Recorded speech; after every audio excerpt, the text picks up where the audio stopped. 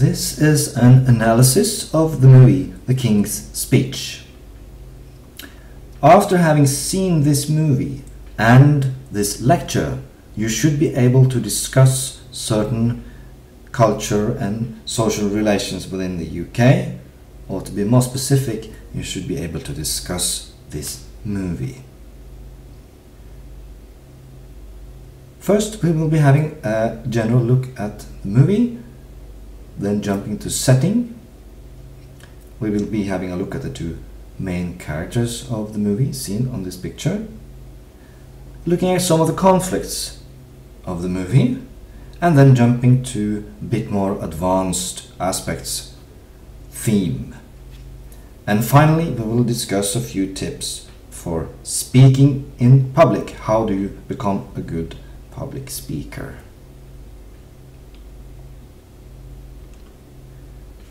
This movie came out in 2010 and is a drama biography.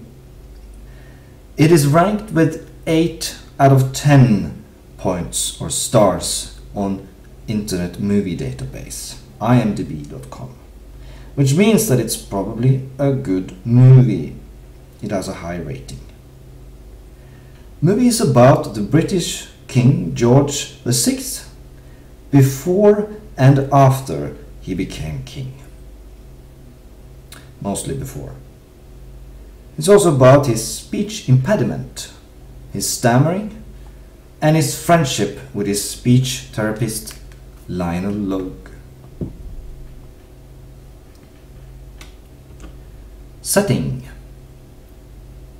In London we can see Buckingham Palace, mostly on the inside.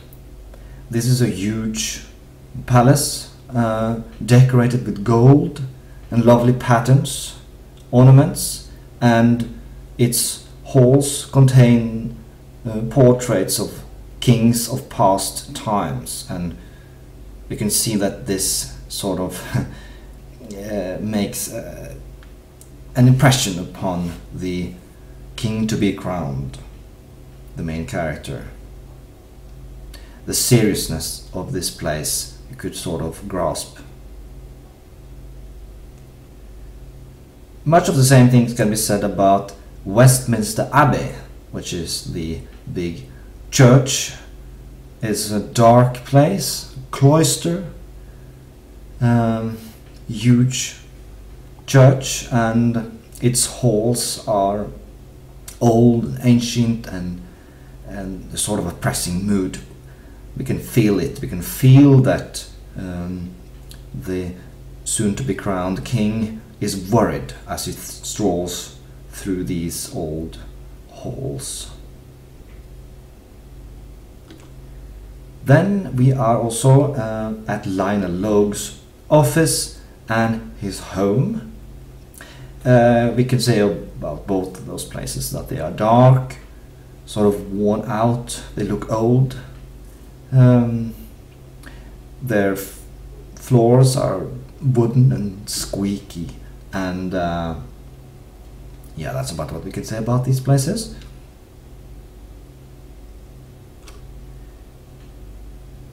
Talking a bit about the characters, we have two characters we're going to talk about. The first one is Bertie. Bertie is also known as the Duke of York.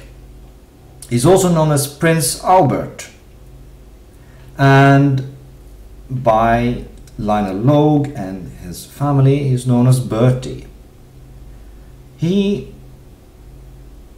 becomes the king later in the movie and takes the name George VI after his father, George V. Bertie, or King George, has a speech impediment. He stammers. Does he maybe have low self-confidence? He is definitely a stubborn man. He is moody. He has anger issues. He smokes a lot. But he's also a good person, a good father, a good husband. He had an evil nanny as a child, a nanny that wasn't very nice to him, and that could sort of explain why he has this speech impediment. Bertie, or the Duke of York, represents a high culture in the movie. Then it's Lionel Logue.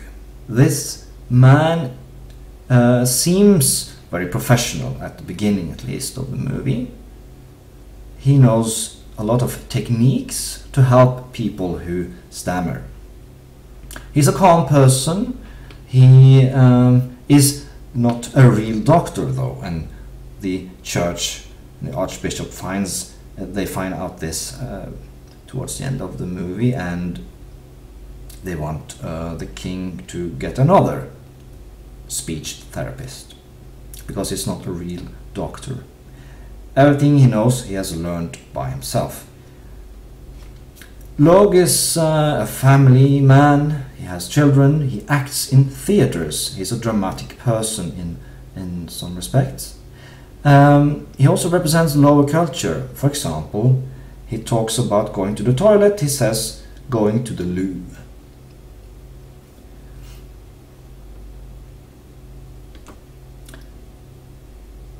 Saying a few words about conflicts of the movie. One conflict is the issue of friendship. Friendship between Logue and Bertie. Bertie finds out that Logue is not a real doctor, and he's not sure whether he should continue his friendship with him. There's also conflict in the park, where Logue mentions that Bertie could be a good king, and Bertie is not ready to hear those words. So the friendship is tested. There's also another conflict, let's call it class conflict. Bertie regards himself as a royal, and he regards everyone else as a common man. This might be known as the stiff upper lip. Bertie says, "Sometimes when I ride through the streets and see, the common man staring at me, I'm struck by how little I know of his life and how little he knows of mine." There is a difference between Logue and Bertie. They come from different social classes, and the conflict is basically about that.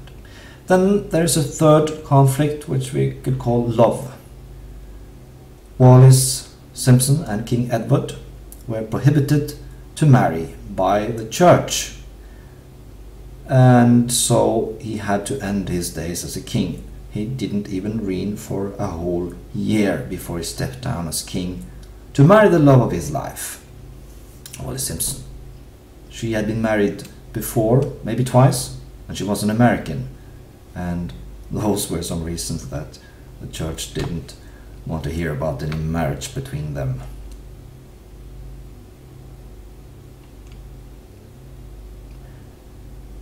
Talking a bit about theme. One obvious theme is the fear of speaking in public, or stammering.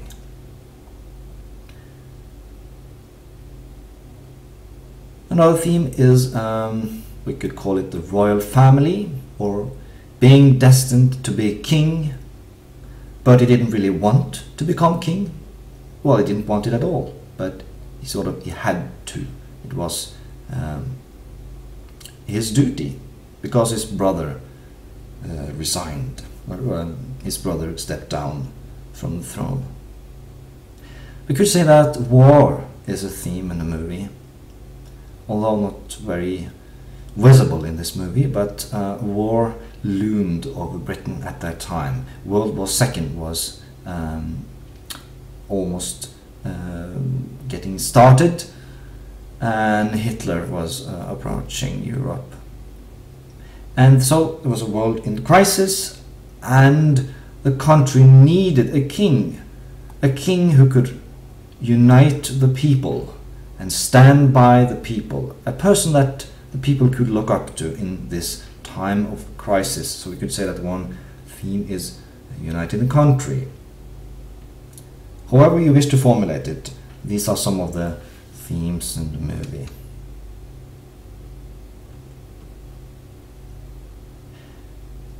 lastly, a tip for speaking in public. A tip or two. One tip would be that you could pretend that you speak only to yourself. Focus on yourself, focus on one person maybe in the lecture hall. Perhaps focus on a friend, somebody that you feel comfortable with. Always prepare yourself when speaking.